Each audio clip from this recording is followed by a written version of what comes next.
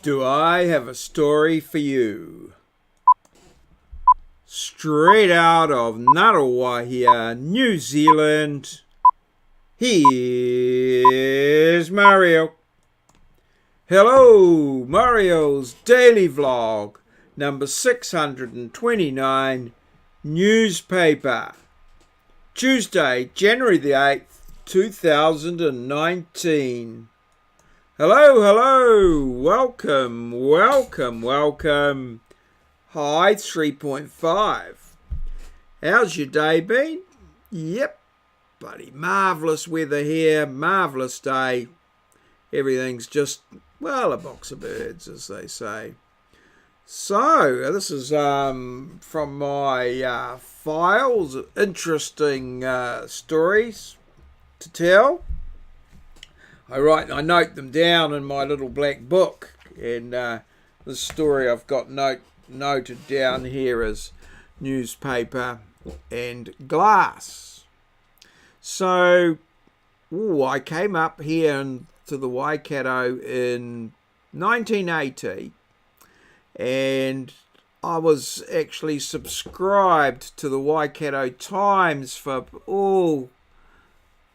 a number of years, maybe 30 years.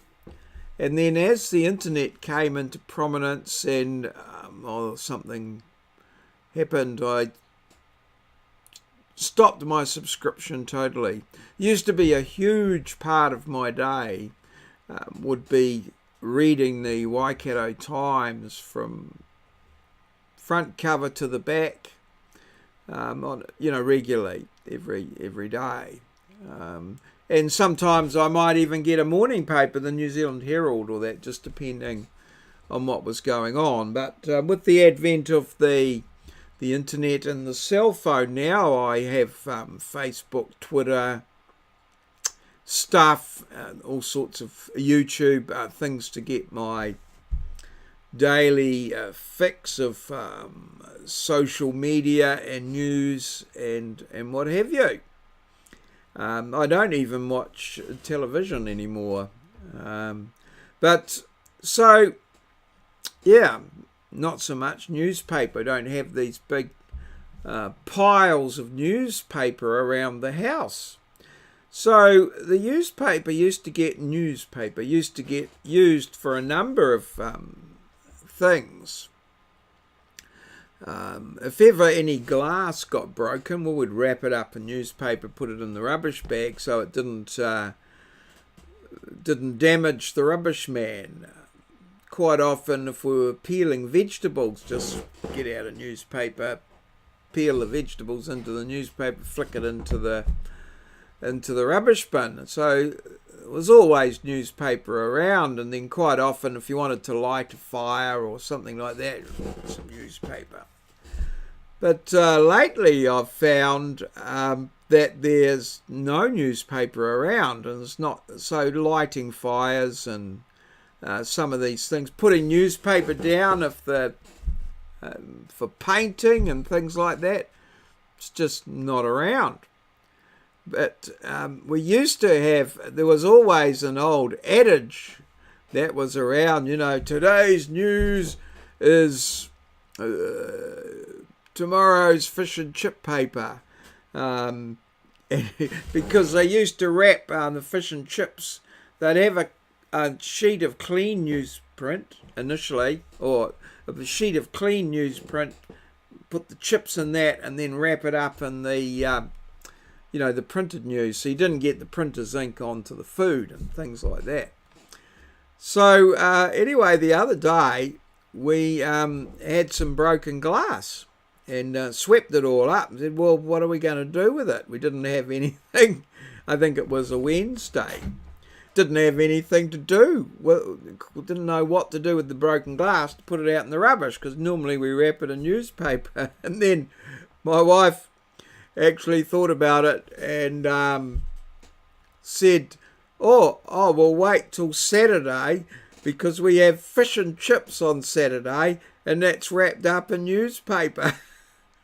So we kept the glass stored in a little dustpan, and come Saturday we went and bought some fish and chips and then used the newspaper around the fish and chips to wrap up the glass. And I thought this was, I don't know whether irony is the right word, but I thought it was sort of quite amusing now that newspapers at such a premium that we have to go and have a feed of fish and chips so we can get some newspaper to wrap out our rubbish.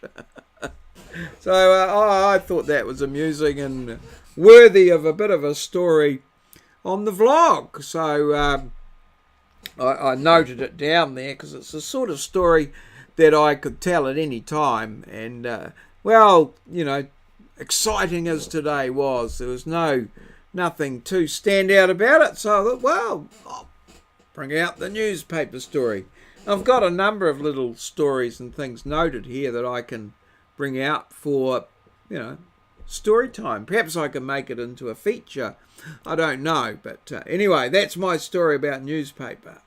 So moving on to the diary. So what actually happened today? Well, yeah, I went in for my monthly blood test today. So they don't open till 8:30. So I did a little bit of did some emails and that at home, and then went 8:30 went down for my blood test, and picked up a prescription that I'd ordered the day before, but the chemist doesn't open till 9. So I came on home and sorted out my gear, and then on the way into work I dropped in the prescription, and I'll pick that up probably tomorrow. And again, they don't open till 9, so I'll do a little bit of work in the morning and then pop on and then go on into work. And then I also went in to see a friend of mine in the industry to have a little bit of a discussion, Kiwa, and to we have a bit of a traditional Christmas and New Year exchange. So I went in and had a chat to him and organised hopefully a few little things there that'll benefit our students. So that was quite, and then on into work.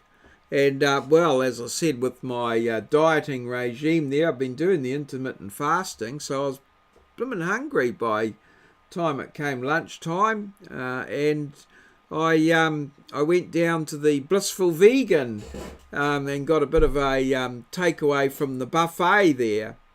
It's lovely. Even if you're not a vegan or vegetarian, it's some lovely stuff there. I think I had some rice cakes and some little ball things that they make that are very nice, and but just the way they do the vegetables and put little spices and things on them, it's very nice. So I filled up a little punnet of stuff and went and sat down by the river and had my lunch. And I rather fear that I might have just eaten a little bit too much today. I was quite full when I got back to work after my lunch, and yes, I'm a bit worried about the scales tomorrow. So I was down to 83.9 kgs this morning, which is first time in the 83s. So that was pretty good, but I fear I may be back up in the 4s tomorrow. Tomorrow morning, so we'll just have to see. But we're coming down, we're trending downwards, which is very good.